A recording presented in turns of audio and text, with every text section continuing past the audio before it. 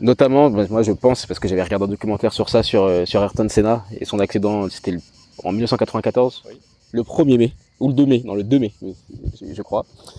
Et je voudrais savoir, est-ce que ça a eu un impact sur vous? Est-ce que vous avez commencé à questionner les choses, à vous dire peut-être que c'est trop dangereux, que je devrais peut-être un peu me retirer? Comment ça s'est passé, mentalement? En fait, dans la course automobile, bon, bien sûr, Ayrton Senna, quand il s'est tué à Imola, en plus, c'était un week-end vraiment compliqué parce que la veille, Rasenberger s'était tué. C'était un ami, lui aussi en Formule 1, et tout le monde le sait, Ayrton Senna était un peu un pilote qui était très spiritueux, comme ça, qui croyait en beaucoup, en Dieu, en des choses comme ça, il était assez mystique. Et on a pu le voir, il y a de nombreuses vidéos qui le montrent avant la course, qui montrent qu'il n'était pas dans un état totalement normal. Et peut-être que toutes ces choses se sont engendrées justement ce week-end catastrophe.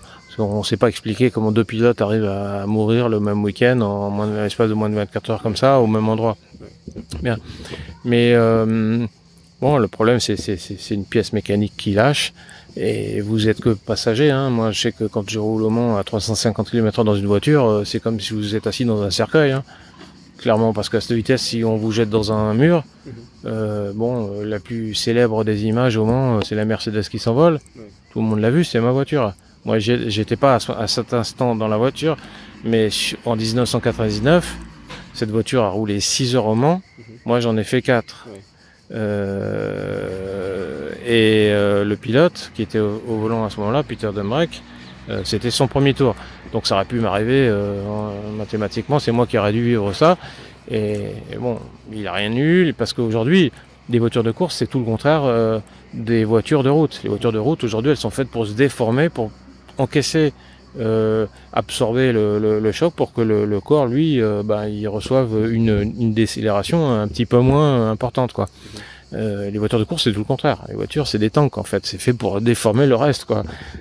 Et on pourrait pas, je suis en train d'inventer le monde parce que je connais pas cette industrie, on pourrait pas créer des voitures plus sûres et à l'instar de celles qui vont sur l'autoroute?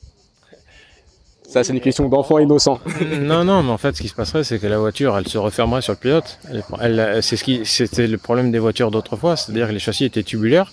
Maintenant, on a des châssis carbone, donc c'est indéformable. On pourrait les jeter d'un avion, ils rebondiraient quelquefois au sol, mais ils seraient toujours là, ils seraient pas cassés. Alors qu'un châssis tubulaire, lui, il se déformait, il se cassait. Enfin, il se refermait sur lui-même, comme ça, il emprisonnait le pilote à l'intérieur, et du coup, c'était ça qui le blessait mortellement.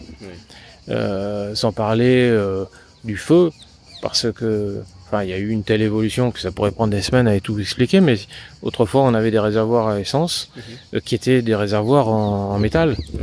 C'est pour ça que quand on voit les vieux films américains, les voitures qui explosent comme ça, aujourd'hui ça n'existe plus parce que tous les réservoirs sont plus en métal, ils sont en caoutchouc. Et puis il y a des soupapes de pression, des choses comme ça qui empêchent que le truc il gonfle et qu'il explose. Autrefois ça n'existait pas, toutes ces choses-là, on ne savait pas, même les vêtements ignifugés ou les casques, si on remonte bien avant, ou même les ceintures de sécurité, les Hans. Je fais partie des pilotes j'ai eu un très gros carton, on trouve encore quelques vidéos sur internet, à Spa, autrefois on n'avait pas de Hans. Le Hans, c'est un truc qui s'attache sur le casque, et qui est sous la ceinture, comme ça, qui empêche en fait d'avoir le coup du lapin, comme ça, mais aussi quand on freine, et aussi en latéral. Et ça a permis de sauver un nombre de vies incalculable. Et en fait, chaque pilote qui a eu un accident très sévère a permis l'évolution du sport automobile, parce que la FIA, Fédération internationale de l'automobile, est là pour justement examiner à chaque fois qu'il y a un problème très grave, voir ce qui pourrait être amélioré. Et pour cela, ils font un job fantastique. Mais après, on en revient à des courses un petit peu, des fois un peu trop sûres. Et ça fait une course, on le voit, pour reparler de la F1, parce que c'est le milieu le plus médiatisé. On voit des pilotes qui se doublent à droite, qui se doublent à gauche, tout ça. Il y a un moment, tout est possible, parce que je veux dire, si on veut doubler un pilote, on peut très bien le faire, et après on va perdre du temps à la sortie du virage, mais on pourra le doubler sur les freins. Donc c'est un peu comme une partie d'échecs, on peut faire un tas de trucs, mais bon, il faut pas oublier quand même qu'on n'est pas assis derrière une table et qu'on est dans une voiture à rouler à une certaine vitesse, et que ça peut être dangereux.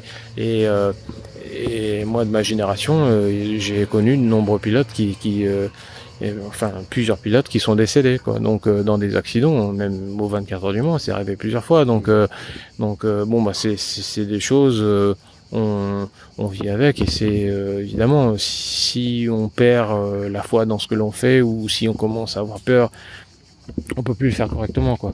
Parce que donc vous êtes conscient du risque, mais vous n'êtes pas... tous les pilotes, je pense, disent la même chose, c'est qu'en fait, on est prêt à mourir, quoi, quand on fait ça. Oui, complètement.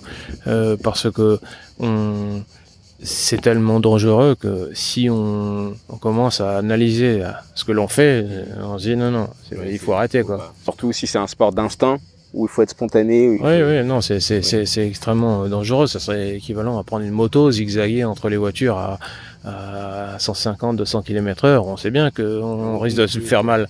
Ça peut piquer. Waouh, c'est fou.